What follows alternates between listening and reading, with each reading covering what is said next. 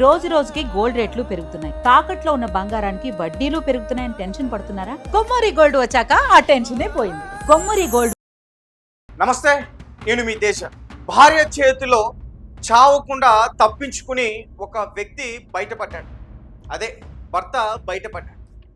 Yes, రీసెంట్గా ఖమ్మంలోని ఒక ఘటన జరిగింది. దానికి సంబంధించిన విషయాలన్నీ కూడా వెలుగులోకి వచ్చాయి. అతని పేరు గాదే రాజేశ్వరరావు. ఖమ్మంలోని ఒక హాస్పిటల్లో పనిచేస్తూ ఉన్నాడు. 2016 సూర్యాపేట జిల్లాకు సంబంధించి రాఘవపురం ఆ ప్రాంతానికి సంబంధించి ఒక మహిళని అతను వివాహం చేసుకున్నాడు. 2 పిల్లలు కూడా ఉన్నారు. అయితే ఇతను వచ్చేసి మహబూబాద్ డిస్టిక్ దోర్నాకల్ పోలీస్ స్టేషన్ పరిధిలో ఉన్న చిలుకోడు అనే ఒక గ్రామం. సో అక్కడి నుంచి వీరు ఖమ్మంకి వచ్చేసి వలస పని చేసుకుంటూ జీవనం సాగిస్తూ ఉన్నారు. డే టైంలో భార్య ఒక వ్యక్తితో వివాహేతర సంబంధం పెట్టుకుంది. పాపం ఇతనికి ఆ విషయాలు ఏమీ కూడా తెలియదు. నా భార్య ఇంటికి వెళ్ళగానే నా కోసం మంచిగా వంట చేస్తుంది, నా కాళ్ళు నొక్కుతుంది, నన్ను నిద్ర పెడుతుంది, చంటి బిడ్డలా చూసుకుంటుంది అని చెప్పేసి భార్య పైన మితమైన ప్రేమను పెంచుకున్నాడు ఆ వ్యక్తి. కానీ భార్య తనను చంపడానికి కుట్ర పన్నుతుందనే విషయాన్ని తెలుసుకోవడంలో చాలా వెనకపడ్డాడు. మొత్తానికి తెలుసుకున్నాడు అసలు ఏం జరిగింది అనే దాని గురించి నేను క్లియర్గా చెప్పేందుకు ప్రయత్నిస్తా. సో ఖమ్మంలో గాదే రాజేశ్వరరావు, ఆ భార్య, వాళ్ళ పిల్లలు ముగ్గురు కూడా కలిసి జీవిస్తూ ఉన్నారు. ఇదే టైంలో ఆమె సైదులు అనే ఒక వ్యక్తితో వివాహేతర సంబంధం పెట్టుకుంది. గత నెల అంటే జూలై 27వ తారీఖు సైదులతో ఆమె రెడ్ హ్యాండెడ్గా వాళ్ళ హస్బెండ్కి కనిపించింది. అతను ఏం చేస్తాడంటే అక్కడ పెద్దగా గొడవ చేయకుండా సైలెంట్గా ఈ విషయాన్ని ఎలా అయినా సరే పెద్దల సమక్షంలో మాట్లాడాలి, డిస్కషన్ చేయాలి, అసలు ఏంటి ఈ దారుణం అంటూ కూడా అతను ఏం చేస్తాడంటే అతనికి తెలిసిన అన్న దగ్గరికి బయలుదేరాడు ఈ విషయాన్ని చెప్పడానికి. అయితే ఇతనికి తెలియకుండా ఆ సైదులు అనే వ్యక్తి ఇతన్ని వెంబడించాడు. సో మొత్తానికి ఇదేంటి ఈ వ్యక్తి, అక్కడ నేను చూసిన వ్యక్తి నన్ను వెంబడిస్తున్నాడని చెప్పి ఇతనికి అర్థమైంది అతనే అని. సో దాని తర్వాత ఒక ప్లేస్లో ఆగి ఇతన్ని పట్టుకునే ప్రయత్నం చేశాడు. అంటే రాజేశ్వరరావు భర్త ఎవరైతే ప్రియుడున్నాడో ఆ వ్యక్తిని పట్టుకోవడానికి ప్రయత్నం చేశాడు. అయితే మొత్తం మీద తోపులాట జరిగి అక్కడ సైదులు తప్పించుకుని వెళ్ళిపోయాడు. దీంతో తీవ్ర ఆగ్రహానికి గురైన వ్యక్తి ముందు అనకు కాదు అసలు ఏంటి ఏం జరుగుతుందో, నన్ను ఏదో చేయాలనుకుంటున్నారని చెప్పి మళ్ళీ వెనక్కి వచ్చి ఇంటికి అసలేంటి వీళ్ళ తతంగం మొత్తం కూడా తెలుసుకునే ప్రయత్నంలో ఆమె ఫోన్ తీసుకుంటే ఆమె ఫోన్లో ఇతన్ని ఎలా చంపాలని ప్రయత్నిస్తున్నారో ఆ విషయాలన్నీ కూడా బయటపడ్డాయి. ఒకసారి నేను క్లియర్గా వారు ఇన్స్టాగ్రామ్లో మెసేజ్ చేసుకున్నారు.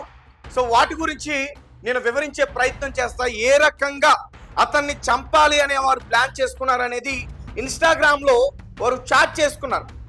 పైగా మనం మెసేజ్లు పెట్టుకున్నవి ఎవరికి కనిపించవు కదా, మనం వాట్సాప్లో మాట్లాడుకున్న ఆ విషయాలన్నీ కూడా బయటికి తీలేరు కదా. ఇలాంటివి కూడా మీరు స్క్రీన్ పైన క్లియర్గా చూడొచ్చు. కొన్ని స్పెల్లింగ్ మిస్టేక్స్ ఉన్నాయి, బట్ నేను వాటిని కరెక్ట్ చేసి నేను క్లియర్గా చెప్పే ప్రయత్నం చేస్తా. సో గున్ను అనే ఒక ఇన్స్టాగ్రామ్ ఐడి 2303 అనే ఐడితో మెసేజ్లు చేసుకున్నారు. సో ఏం చేస్తున్నావు అసలు, ఈ బ్లూ కలర్లో ఉన్న ఆ చాట్ అంతా కూడా ఈ మహిళ చేసిందే. అతను ఫస్ట్ మెసేజ్ చేశాడు, ఏం చేస్తున్నావు అసలు, వస్తా వాడు వెళ్ళాక, అంటే ఆ భర్త వెళ్ళిన తర్వాత నేను వస్తానని చెప్పి ఏమంటుంది, వాడిని యాక్సిడెంట్ చేస్తావా లేదా, అంటే ఎవరు రాజేశ్వరరావుని భర్తని చంపుతావా లేదా అంటూ కూడా ప్రియుని అడిగే ప్రయత్నం చేస్తోంది. వాడు ప్రేమగా నాన్న అంటే మరి ప్రియురాలు కదా, నాన్న వాడిని ఎలా అయినా సరే చంపు, లేదంటే నన్ను చంపుతాడు వాడు అంటే ఆ విషయం మరి అతను తెలిసిపోయింది కదా. సో నా హెడ్కి బ్లడ్ వస్తుంది, నేను ఎలా అయినా సరే అతన్ని చంపేస్తారా, నా హెడ్కి బ్లడ్ వస్తుందంటే ఇతన్ని వెంబడించినప్పుడు వాళ్ళిద్దరికి తోపులాట జరిగినప్పుడు ఇతనికి చిన్నపాటి గాయం కూడా జరిగింది. సో ఎందుకు ఏమైంది, సో అతను ఏం చెప్తున్నాడంటే నాన్న ఇది చేద్దాం ఫిక్స్, ఎలా అయినా సరే అతన్ని చంపేద్దాం, ఇది ఫిక్స్ అంటూ కూడా మెసేజ్ పెట్టాడు. నిన్ను వాడు చూశాడా, మీ ఇద్దరి మధ్య తోపులాట జరుగుతున్నప్పుడు నువ్వు అతన్ని వెంబడించేటప్పుడు అతను నిన్ను చూశాడంటూ కూడా ఆ ప్రియుణ్ణి భార్య అడిగే ప్రయత్నం చేస్తుంది. దాని తర్వాత మళ్ళీ ఇంకొకటి కూడా ఉంది, అది కూడా ఒకసారి నేను చూపించే ప్రయత్నం చేస్తా. వాడిని యాక్సిడెంట్ చేస్తావా చేయవా? చేస్తా, నేను కంపల్సరీగా చేస్తా అంటూ కూడా అతను చెప్తున్నాడు. సో మళ్ళీ అవే మెసేజ్లు, చేస్తావా లేదా పదే అవే మెసేజ్లు చేసింది. వాడేమో నాన్న నేను చేస్తా అంటూ కూడా చేస్తా, లేదంటే నేనే చేస్తా అంటూ చివరికి ఒక మెసేజ్ పెట్టాడు.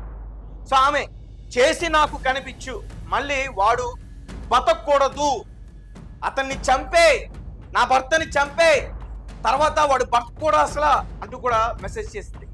తర్వాత యాక్సిడెంట్ చేయాలి, ఇప్పుడు అదే ఒక్కటే బెటర్, నువ్వు ఎప్పుడు రెడీ అవ్వు వాళ్ళతోటి, అంటే ఇప్పుడు ఈ క్షణాన నువ్వు రెడీ అవ్వు అంటే సంథింగ్ వాళ్ళందరూ కూడా కుటుంబ సభ్యులతో కలిసి ఎక్కడికో వెళ్తున్నట్టున్నారు. ఆ సమయంలోనే వీళ్ళు ఏదో ప్లాన్ చేస్తారు అతను ఏదో చేద్దామని. సో ఇప్పుడు నువ్వు రెడీ అవ్వు వాళ్ళతోటి, అదే చేద్దాం, కావాలంటే నేనే చేస్తా, వాడు ఇంట్లో ఏం చేసుకున్నా నా వల్లే చచ్చాడు అంటారు. ఈ విషయం తెలిసి భార్య ఇలా వివేతర సంబంధం పెట్టుకుంది అనే విషయం తెలిసి జీర్ణించుకోలేక అతను ఆత్మహత్య చేసుకున్నా నాపైకే వస్తుంది, వాడికి ఏం జరిగినా నాపైకే వస్తుంది, కాబట్టి యాక్సిడెంట్ చేస్తేనే అదొకటే మార్గం అంటూ కూడా చెప్తుంది. అదే యాక్సిడెంట్ అయితే నా మీద ఎవరికి అనుమానం రాదు, నా వల్ల కాదు, ఇలా చెప్తుంది. సో ఇక అతను చేద్దాం అంటున్నాడు. సో వాడిని ఏం చేయలేకపోతే నేనే చస్తా, ఇది కన్ఫర్మ్, అతన్ని బ్లాక్మెయిల్ చేస్తుంది. సో నా భర్తని ఏం చేయకపోతే నేను నీకు దక్కను, నేనే చచ్చిపోతా ఇంకా అని చెప్పేసి మెసేజ్ చేస్తుంది. సో చివరికి నాన్న చేద్దాం, సో నిజం, నువ్వు లేకుండా ఈ లైఫ్ వద్దు అంటూ కూడా చివరి మెసేజ్ అతనికి చేసింది. సో మీరు స్క్రీన్ పైన క్లియర్గా చూడొచ్చు ఆమె విజువల్, ఆ భర్త మాట్లాడిన అవి కూడా మేము వినిపించే ప్రయత్నం చేస్తాం. సో రీసెంట్గా అతను అంటే వీళ్ళిద్దరికి భయపడి నిజంగా షాక్ అయిపోయాడు అతను. అంటే అతనికి తెలియకుండానే ఇన్ని రోజుల నుంచి అతని పైన వారు ప్లాన్ చేస్తారు ఇతన్ని ఎలా హతమార్చాలని చెప్పి. ఇతను ఏంటంటే నార్మల్గానే ఉన్నాడు, ఇతనికి ఏం అర్థం కావట్లేదు, పెద్ద మనుషులతో పెద్దల సమక్షంలో మాట్లాడదామని చెప్పేసి అనుకుంటున్నాడు. కానీ వీరు చేయాల్సిన కుట్ర అంతా కూడా వెనకాల చేస్తున్నారు. సో మొత్తం మీద బయటపడ్డాయి. ఇతనికి నిజంగా అంటే దేవుడి అనుగ్రహం అయితే ఇతని మీద ఉంది ఖచ్చితంగా. ఎందుకంటే ఈ మధ్యకాలంలో చూసుకుంటే ఈ రోజు అనుకుంటే రేపు లేపేస్తున్నారు, అట్లాంటిది ఇతను ఎప్పటి నుంచో చంపేద్దామని ప్లాన్ చేసుకున్నా పదే తప్పించుకున్నాడు, తెలియకుండా తప్పించుకున్నాడు. ఈసారి తెలిసి తప్పించుకుని ప్రాణాలతో బయటపడ్డాడు. సో వీళ్ళకి భయపడి అతను ఏం చేశాడంటే అతని స్వగ్రామం ఎక్కడైతే ఇందాక నేను చెప్తున్నట్టు ఆ విలేజ్ ఉందో చిలుకోడు ఆ విలేజ్కి వెళ్ళిపోయి అక్కడ వారి బంధువులతో ఈ విషయాన్ని, వారి కుటుంబ సభ్యులతో ఈ విషయాన్ని చెప్పి దోర్నాకల్ పోలీస్ స్టేషన్లో అతను ఈ నెల 1వ తేదీన కేసు పెట్టడం అయితే జరిగింది. సో వాళ్ళు 0 FIR కింద కేసు నమోదు చేసుకుని దీన్ని ఖమ్మం రూరల్కి ట్రాన్స్ఫర్ చేశారు. ఎందుకంటే ఇన్సిడెంట్ జరిగింది, మొత్తం కూడా ఇన్సిడెంట్ జరిగిందంతా కూడా ఖమ్మంలో, కాబట్టి అక్కడికి ట్రాన్స్ఫర్ చేయడం అయితే జరిగింది. సో ప్రస్తుతం ఈ వార్త కాస్త సోషల్ మీడియాలో విపరీతంగా వైరల్ అవుతుంది. ఇతనికి ఎక్కడో నూకలు ఉన్నాయి, ఇక్కడికి ఇతనికి అంటే ఖచ్చితంగా దేవుడు ఆశీస్సులు ఉన్నాయి. ఇంకా చాలా మంది అనేక రకంగా చెప్తున్నారు ఇతనికి అదృష్టం ఉంది, లేదంటే పోయేవాడే, ఇలా చాలా మంది కామెంట్స్ చేస్తూ ఉన్నారు. ఇదే టైంలో ఇది వైరల్గా మారింది. ఈ మధ్య చూసుకుంటే చాలా మంది ముఖ్యంగా భార్య చేతుల్లో భర్తలు హతం అయిపోతా ఉన్నారు. సో 1 కాదు 2 కాదు 3 కాదు చాలా ఉన్నాయి, ఒకదాని తర్వాత ఒకటి చెప్పుకోవాలంటే టైం సరిపోదు. సో కుర్చీలో కూర్చోబెట్టి మనం కొత్తగా రొమాన్స్ చేద్దాం, కొత్తగా ట్రై చేద్దాం అని చెప్పి ఆ కుర్చీలో పెట్టి అతనికి చేతులు తాళ్ళు కట్టేసి ఇది డిఫరెంట్ అని చెప్పి పెట్రోల్ పోసి తగలబెట్టేస్తున్న ఘటనలు, మంచానికి కట్టేసి పెట్రోల్ పోసి తగలబెట్టేసి బయటకు వచ్చి గడబెట్టేసిన ఘటనలు, తర్వాత అంటే తినే పదార్థంలో మందు కలిపి అతను మొత్తులోకి వెళ్ళిన తర్వాత ఊపిరాడకుండా అతన్ని చంపేసి ఒక పాములు పట్టేవాడిని డబ్బులకి మాట్లాడుకుని ఆ పాము తెచ్చి అతను ఒంటి పైన కాట్లు వేపించి సో పాము కాటు వల్లే అతను చనిపోయాడనే చిత్రీకరించే ప్రయత్నం, ఇలా 1 కాదు 2 కాదు చాలా ఉన్నాయి. రకంగా చంపేసి ఇంట్లో బెడ్రూమ్ కింద బాత్రూమ్ కింద కూడా పాతి పెట్టేస్తున్న పరిస్థితులు. సో ఏదేమైనప్పటికీ ఇన్ని జరుగుతున్నా కానీ సో ఇతనైతే మాత్రం తప్పించుకుని బయటపడ్డాడు. నిజంగా ఇతను షాక్లో ఉన్నాడు. చాలా షాక్లో ఉన్నాడు. భయపడి విలేజ్కి పారిపోయాడు ఇతను, ఏదైనా చేస్తారు అని చెప్పి.